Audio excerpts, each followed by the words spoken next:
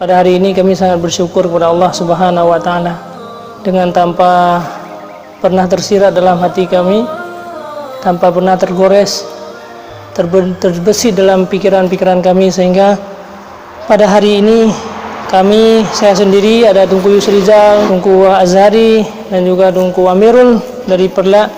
Kami pada hari ini sedang mengunjungi sebuah tempat yang namanya dengan Kampung Aceh. Ternyata setelah kami melihat sejarah-sejarah di sini dan menurut cerita daripada yang menjaga disinilah dulu orang-orang Aceh yang berhijrah dikala terjadi peperangan Belanda, berhijrahlah ke daerah di sini yang namanya dengan Yan, Kedah. Maka banyak para ulama-ulama di sini, mereka bukan sekedar berhijrah untuk menyendiri dan lari daripada peperangan, akan tapi mereka untuk menyendiri, untuk mengatur strategi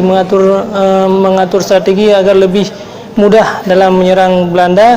Dan di samping mereka mengatur strategi di tempat ini, juga mereka membangun pondok-pondok pesantren, mengembangkan agama. Akhirnya daerah-daerah yang belum berkembang, mereka lah yang membuka pertama sekali kampung-kampung di sini, di sini, dan banyak para ulama-ulama di sini mengajarkan agama, sehingga muncullah di sini pondok-pondok pesantren yang masyhur, sehingga ada juga ulama-ulama yang dari Aceh yang belajar dian ternyata di daerah-daerah sinilah.